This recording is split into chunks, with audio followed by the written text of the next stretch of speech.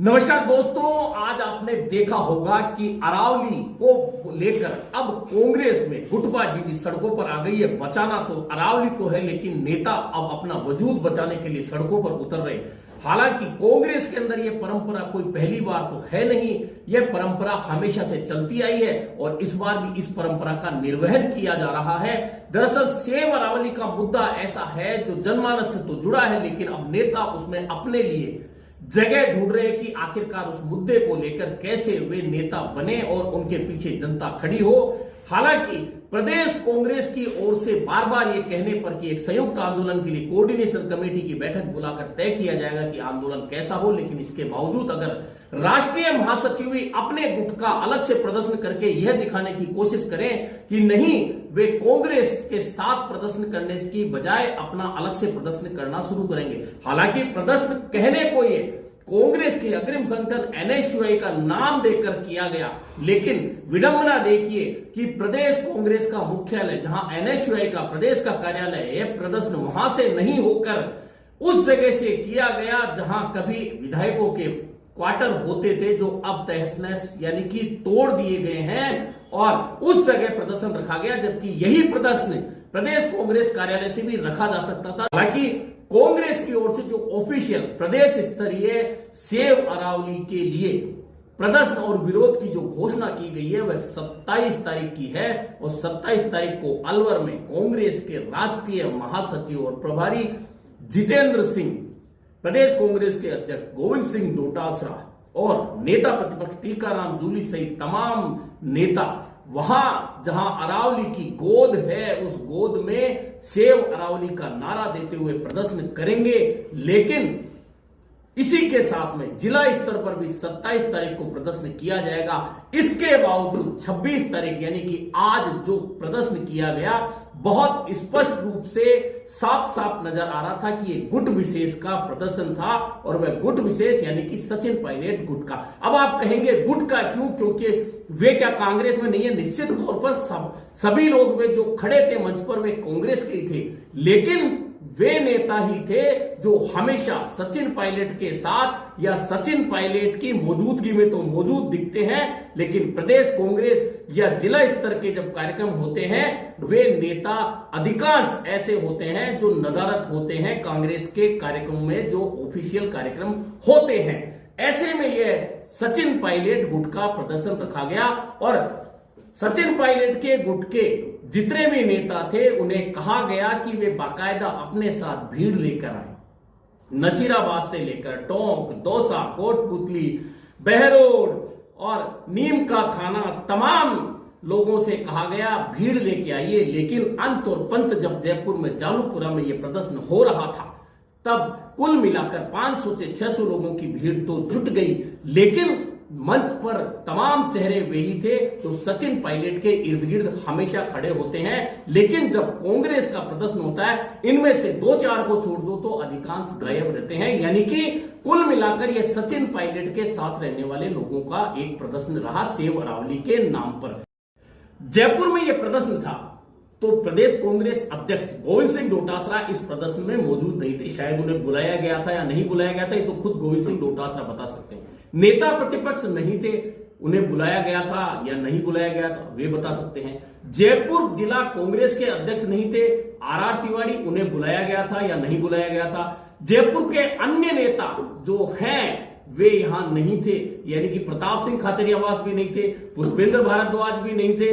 तो आखिरकार इन नेताओं को बुलाया गया था या नहीं बुलाया गया था, यह भी अभी स्पष्ट नहीं है। हां, जयपुर से अगर थे तो अमीन कागजी थे। अमीन कागजी का मामला थोड़ा अलग है। अलग इसलिए है कि अमीन कागजी 3 बार विधानसभा का चुनाव लड़ चुके हैं। तीनों बार जब विधानसभा का चुनाव होता है तब वे सीधे सीधे अध्यक्ष के नजदीक होते हैं, क्योंकि मामला टिकट का होता है, और जब टिकट का मामला नहीं होता विधायक बन जाते हैं जब अलग पाले में होते हैं। आपने देखा होगा 2020 में अध्यक्ष सचिन पायलट थे, 2018 में जब अमीन कागजी टिकट के लिए सचिन पायलट के खास बने घूमते थे, हमेशा नजदीक नजर आते थे। लेकिन जब 2020 में सचिन पायलट को विधायकों की जरूरत थी तो अमीन कागजी अशोक गहलोत के साथ थे, और अब जब सत्ता नहीं है तो आजकल फिर वे सचिन पायलट गुट में चले गए हैं, और गुट में ही नहीं चले गए, वे जयपुर जिला अध्यक्ष बनने की दौड़ में सचिन पायलट के आशीर्वाद से शामिल हो गए हैं, जो कि पहले तक कहते रहते कि मेरा इंटरेस्ट जयपुर जिला अध्यक्ष बनने में नहीं है। यानी कि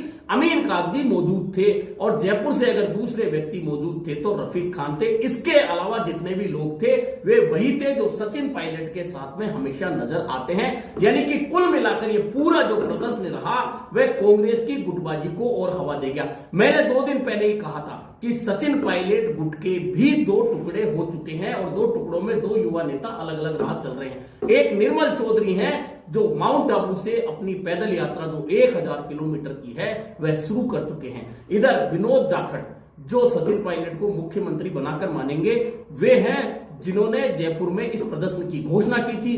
प्रदर्शन कुल मिलाकर 2 किलोमीटर का था, लेकिन मुश्किल से 200 मीटर चला और पुलिस ने उसको रोक दिया। इसके बाद में प्रदर्शन खत्म हो गया। यानी कि एक औपचारिकता जो निभानी थी सचिन पायलट को कि हाँ सेव अरावली अभियान में मैं भी शामिल हूं, तो वे हो चुके हैं। ऐसे में अब कोई नहीं कह सकता कि सेव अरावली के मुद्दे पर सचिन पायलट शामिल नहीं है। मैंने पहले ही कहा था कि पूर्व मुख्यमंत्री अशोक गहलोत ने अगर किसी मुद्दे को हवा दी, और हवा नहीं दी, वह ऐसा जनमानस से जुड़ा मुद्दा था। अशोक गहलोत ने जैसे ही वह मुद्दा उठाया, उसके बाद में राष्ट्रीय कांग्रेस के तमाम नेता, जिसमें जयराम रमेश, अशोक और तमाम बड़े बड़े नेता, यूथ कांग्रेस, एनएसयूआई, सब लोग जुड़ चुके हैं, और तमाम लोग सेव अरावली के अभियान को चला रहे हैं।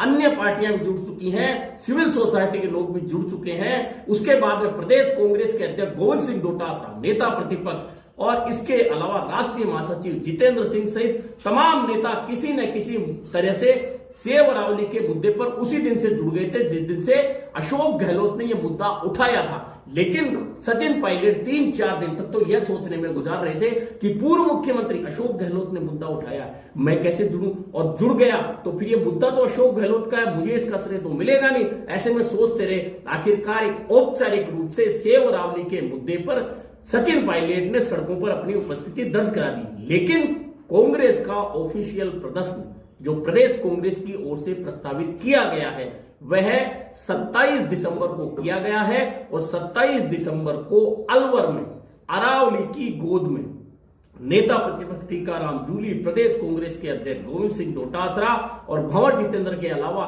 तमाम नेताओं को बुलाया गया। अब देखना यह है कि उस ऑफिशियल कांग्रेस के प्रदर्शन में कौन कौन से नेता शामिल होते हैं, या फिर अपने गुट के नेताओं के साथ में जो अलग अलग प्रदर्शन करना चाहते हैं वे अलग ही प्रदर्शन करते रहेंगे।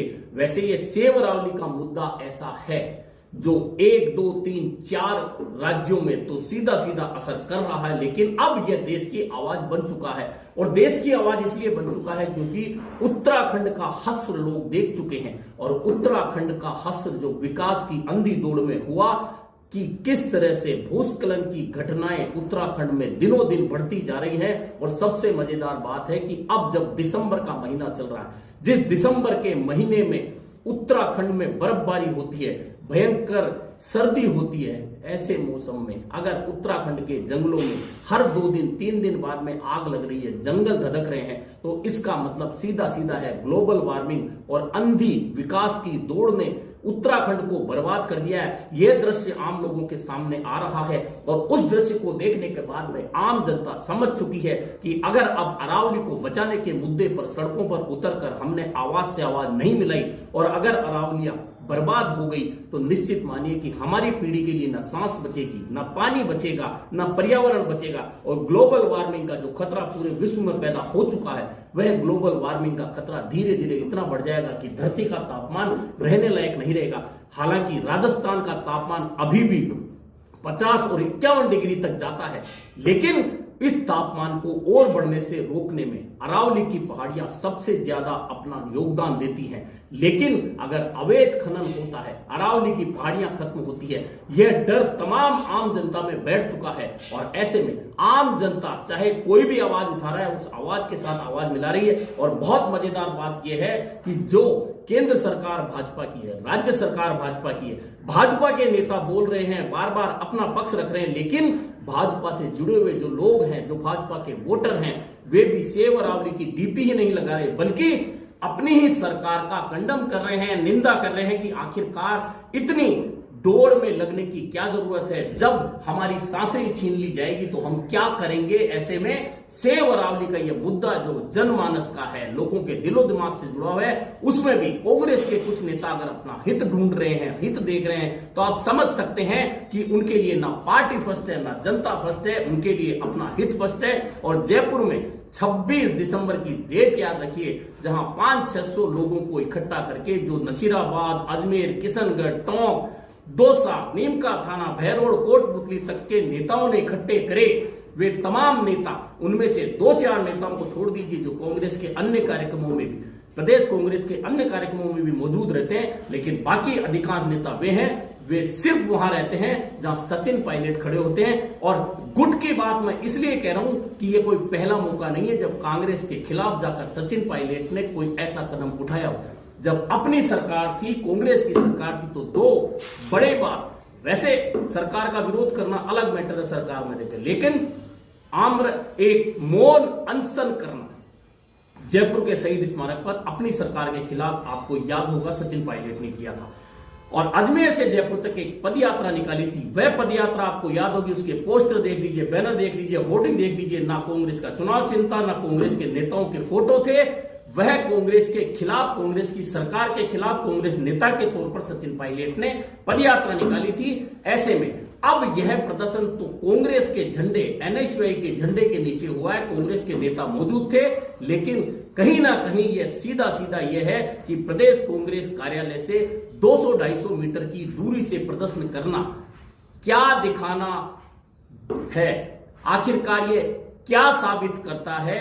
और जब प्रदेश कांग्रेस की ओर से पहले ही घोषणा हो चुकी कि कोऑर्डिनेशन कमेटी बुलाकर अलग से तय किया जाएगा सब नेताओं की राय लेकर कि आखिरकार इस मुद्दे पर कांग्रेस को क्या करना चाहिए, उसके बावजूद अलग से अपने गुट की ताकत दिखाना आखिरकार क्या साबित करना है, यह खुद कांग्रेस को, आला कमान को देखना है कि आखिरकार कांग्रेस के नेता अभी से 3 साल पहले ही उस दौड़ में लग चुके हैं जिस दौड़ में आगे बढ़ने के लिए, जिस दौड़ में नंबर 1 आने के लिए अभी बहुत पसीना बहाना बाकी है। अभी के लिए इतना ही, फिर मिलेंगे नए मुद्दे पर चर्चा के साथ।